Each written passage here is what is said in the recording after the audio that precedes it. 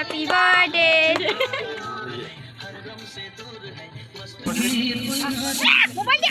Hello বন্ধুরা, আমার এই ছোট্ট ব্লগে তোমাদের সবাইকে স্বাগত। আজকে আমার প্রিয় মানুষের জন্মদিন উপলক্ষে ছোট আয়োজন করেছি, আর তাই বেরিয়ে পড়েছি কেনাকাটি করার জন্য বাজারের উদ্দেশ্যে। জন্মদিন বলে কথা, আয়োজন তো করতেই হবে, সেটা ছোট হোক বা বড় হোক। কিন্তু হ্যাঁ, প্রত্যেক বছরের থেকে এই জন্মদিনটা অন্যরকম। বিয়ের পর প্রথম জন্মদিন, তাই সবাই মিলে ছোট্ট একটা আয়োজন করলাম। আমি নিয়ে নিলাম কেক। এখানে আমি যে নামটা বলেছিলাম দাদারা, সেই নামটা কেকের উপর লিখে দিচ্ছে। তারপর চলে গেলাম সবজি বাজারে। সবজি বাজার থেকে যাবতীয় যা কিছু লাগে সব কিছুই নিয়ে নিলাম আমরা।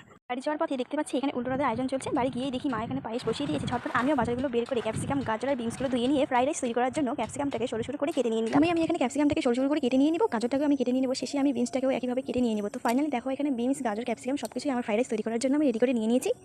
আর আমি এখানে কাজু আর কিশমিশটা আগের থেকে ভিজিয়ে রেখেছি। তো দেখো এখানে মার পায়েসও বানানো হয়ে গেছে।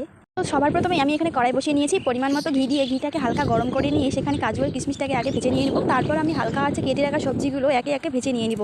তো দেখো বন্ধুরা, আমার এখানে সবজিগুলো ভেজে নেওয়া হয়ে গেছে। এরপরে আমি পিসের জন্য যে চালটা ভিজিয়ে রেখেছি সেই চালটা সিদ্ধ হওয়ার জন্য আমি বসিয়ে দেবো। দেখো বন্ধুরা, এখানে জলটা গরম হয়ে গেছে। এই উষ্ণ জলের মধ্যে ভিজিয়ে রাখা চালটা আমি দিয়ে দেবো। তারপর আস্তে আস্তে নাড়তে থাকবো যাতে নিচে না লাগে। আর চালটাকে বেশি সিদ্ধ করার দরকার নেই, 70% সিদ্ধ করেই আমি নামিয়ে নিব। আজকে আমাদের জিজুর বার্থডে উপলক্ষে আজকে আমরা লুডো খেলতেছি। কোনো খেলা পাচ্ছি না খুঁজে, তাই সময় কাটানোর জন্য। বন্ধুরা, এখানে ফ্রাইড রাইস তৈরি হয়ে গেছে আর আমিও রেডি হয়ে গেছি। এরপর কেক কাটার পালা। এরপর কেক কাটার জন্য সব কিছু রেডি করে নিয়ে ঘরে চলে যাব। এখানে দেখো একটা জিনিস তোমাদের সাথে শেয়ার করা হয়নি, মাংস রান্না করাটা আমি রান্না করিনি, বাবা রান্না করেছে। তো চলো তোমাদেরকে দেখাই। তো আমরা তিনজন তিন রকম রান্না করেছি। আমি রান্না করেছি ফ্রাইড রাইস, মা রান্না করেছে পায়েস, আর বাবা রান্না করেছে মাংসটা। তিনজন তিন রকমই রান্না করেছি।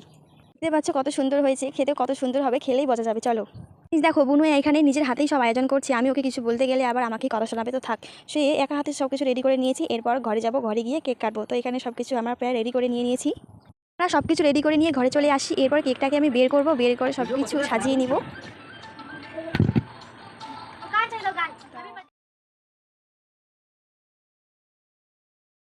দেখো বন্ধুরা, এখানে কেকটা বের করে নিয়ে সব কিছু সাজানো কমপ্লিট হয়ে গেছে। এরপর কেক কাটার পালা। মা এখানে তার জামাইকে বরণ করে নিচ্ছে। কত সুন্দর না দেখতে লাগছে, তাই না?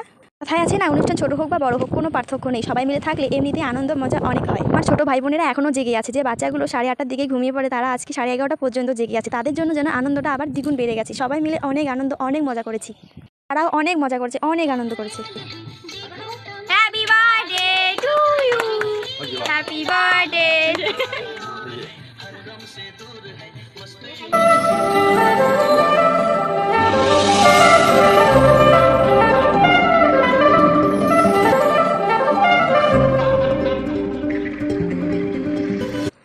বলতে কি, আজকে পরিবারের সবাই মিলে অনেক আনন্দ করেছে, অনেক মজা করেছে। দেখো বাচ্চাগুলো এখনো ঘুমাই, তারাও জেগে আছে। এখানে খাওয়া দাওয়া হচ্ছে, সবাই খাওয়া দাওয়া করে তারপর